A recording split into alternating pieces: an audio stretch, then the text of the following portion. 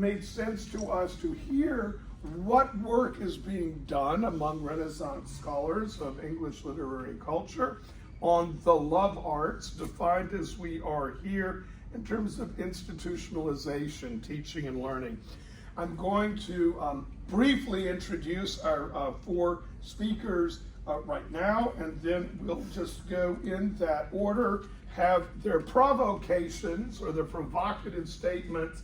We'll then be hearing from Alexa, Alice Joubin, from Columbia College, DC, but also, if I'm not mistaken, at MIT. You're the co-founder and co-editor of the Open Access Global Shakespeare Digital Performance Archive. What a fabulous resource for all of us to use. The 2022 Sinophone adaptations of Shakespeare, and maybe you have more we can look at later, will be coming out contemporary readings in global performance of Shakespeare. Very good. Speak about Renaissance love on screen. The artifice of the craft of love, as expressed in imaginative literature, centers on the Aristotelian notion of techné. Techné is the knowledge and craft of creating something. In this case, the art of abstracting and expressing core ideas out of a cluster of related practices. How do we employ taxonomies without reproducing harmful hierarchies incumbent in classification? Yes. My other question is, how do we denominate identity and affective categories without discounting their inherent connections? How do we account for the implications of categorization as a form of knowledge practice? Techniques of love evolve over time and in different genres, but in the core belief in what Marquis Bey has called the system has not changed dramatically since the Victorian era. Bey coined the word system by combining the word cisgender and system. So it is spelled C-I-S-T-E-M. The system is a social and administrative structure of the binary given to us simply as the world, as the way of the world, in which structures how we are believed to be able to exist. The system is fueled by a narrow notion of purity and has led to the historical privileging of cisgender heterosexual perspectives. But there's more to that. Further, the system disguises its own operation by making itself transparent and rendering some experiences illegible. The system goes far beyond gender to cover ideal forms of human existence. The system perpetuates itself through structural conditioning, which is a series of actions by previous generations that end up constraining how agents in the present can act. So basically, these are structural conditions that govern later generations' actions. And this is an insight from Maeve McEwen. To counter the systemic structural conditioning and to better understand Renaissance love, one might consider unlearning institutionalized assumptions that have dominated the production of knowledge about gender and about affect.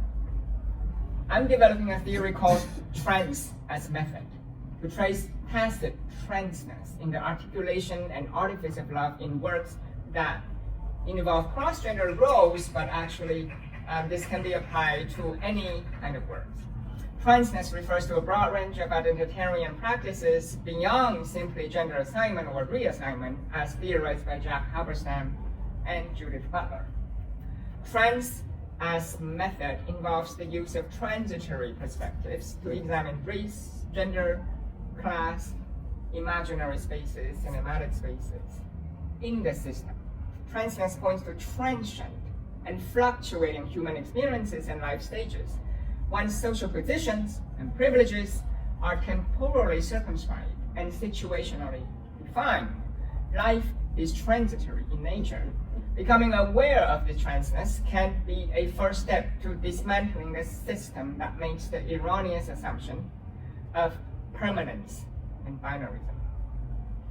As a perspectival tool, my theory of trans lens recognizes that interpersonal relationships and gender practices evolve in the presence of other people and in different social contexts. It questions the purported neutrality of certain subject positions. Transcendence highlights the artifice of love because it resonates with performativity, a sociolinguistic function known as speech acts. So in my short provocation for the purpose of our seminar, I would like to highlight the artifice of identity practices and the invisibility of said artifice. I'm going to apply this theory to an analysis of the love between Will and Viola de Lesseps in the film Shakespeare in Love from 1998. The case study is chosen because it exemplifies the sociality of techné and artifice, a collaboration between modern and Renaissance perspectives of, quote, Renaissance love. So I'm putting Renaissance in quotation marks. Learning to love and learning to narrate life events, they both entail artifice with various levels of artfulness, of craft, and artifacts made meaningful by speech acts. As the characters learn to love and learn to fall out of love, they also learn to structure stories and to narrate themselves into being through the process of initiation, negotiation, reiteration. Julia Kristeva uses performative jouissance to describe courtly love as an art of love.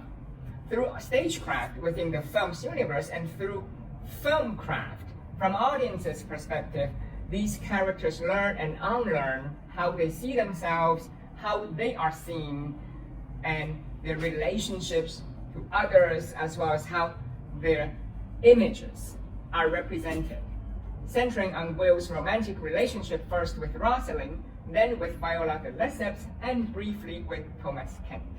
And finally, with Viola as Thomas, the actor behind the artifice of the fictional role of Juliet. The film structures love as transitive practice. The stage and rehearsal rooms are socially transitory spaces for the authoring of the plays, according to the story, and authorizing of romance in love. And it's authorizing this romance as true. Echoing Queen Elizabeth's wager earlier, can a play show us the very truth and nature of love? End of quote. The film renders the artifice of love invisible. It presents love as natural rather than naturalized. The immediacy of cinematic language has a tendency to render itself imperceptible.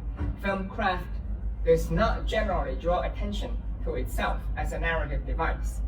An example of how characters trans their embodied identities is Viola de Lesseps' explanation in the third person to her nurse. She's talking about her desire to present as Thomas and the necessity to live, quote, a livable life. She says, Will give Thomas Kent the life of Viola de Lesseps' dreaming. Just as the nurse experiences sexual intimacy by rocking her chair outside Viola's bedroom when Will visits, Viola lives vicariously through Thomas and the stage and social roles he takes on.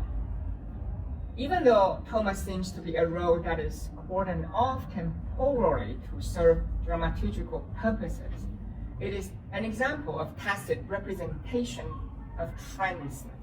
Some characters' transgression of traditional gender roles can be read as trans instances. One example is the scene of Will and Thomas in a boat conversing about Will's love for Viola in the third person. Reading Viola's letter conveyed by Thomas, Will learns her duty to marry Wessex and seeks advice from Thomas, who is supposed to be her cousin. Will and Thomas collaboratively analyze the speech acts of the letter in the third person, with no shortage of dramatic irony and meta-theatricality, stepping into the typical role of a Shakespearean heroine in disguise who coaches her unsuspecting male lover on courtship. Thomas prompts Will to, quote, tell me how you love her. The ensuing exchange details Will's praise places of an obsession with Viola's features, from her eyes and lips to her voice, as prompted by Thomas. As they arrive at Viola's estate, Will climbs up into her bedroom as she enters by the door in Thomas' attire. So the two are entering into the same space, just through different openings.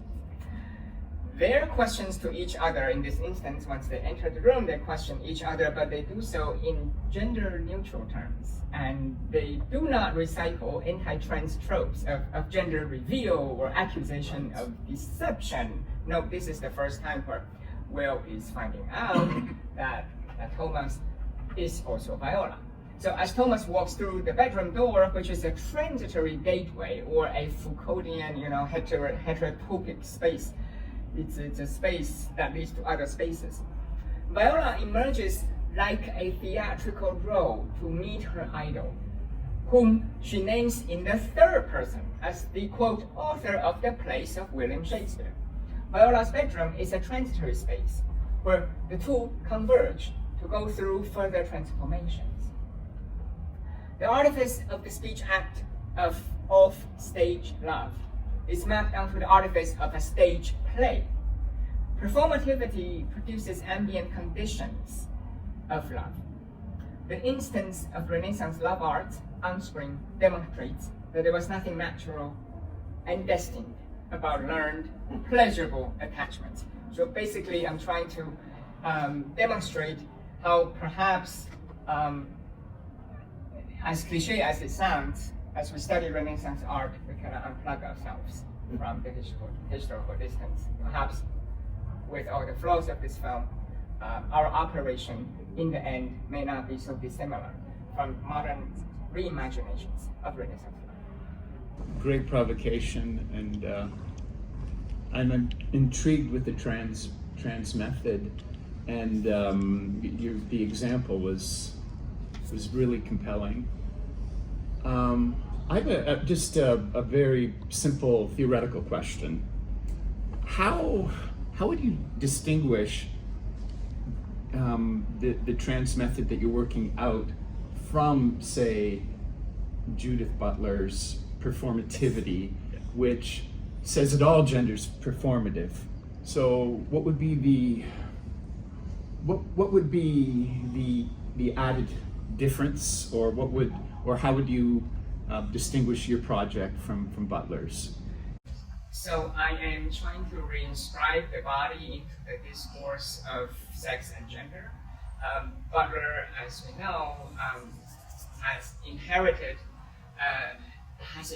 a number of perspectives, and as some trans scholars are starting to say, perhaps overemphasize discourse. If everything is discourse, there's nothing material, but materiality remains important, as well as ritual and practices. That's my main difference. And I am not saying that everything is performative, therefore, at curtain call, everything evaporates.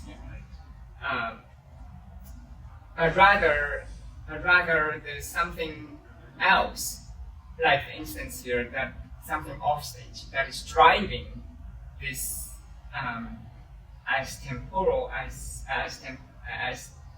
temporary as it may sound, the performativity of social practices, meaning that there's this essence coming out of, I think a big debate in trans theory right now is that on one hand they find Butler useful, on the other hand it is a dangerous path, because then it'll end up saying there's nothing authentic. And therefore transition is not necessary, for instance, or it is, quote, not real, and it's something that has been co-opted by extreme right. Right, so I've been very careful about kind of striking a balance there as well. I really appreciate this question. The other question that often comes out is, what's the difference between queer methods and trans methods in looking at this? And again, I think queer studies in recent decades, again, have gone down the path of overemphasized discourse, so that everything is discursively constructed. But trans studies is giving everyone a difficult task and saying, what about the body? Right? In performance, you will have to look at the question of embodiment. So these are the key distinctions. Thank you for joining. Yes, let's give a quick round of applause. Very nice.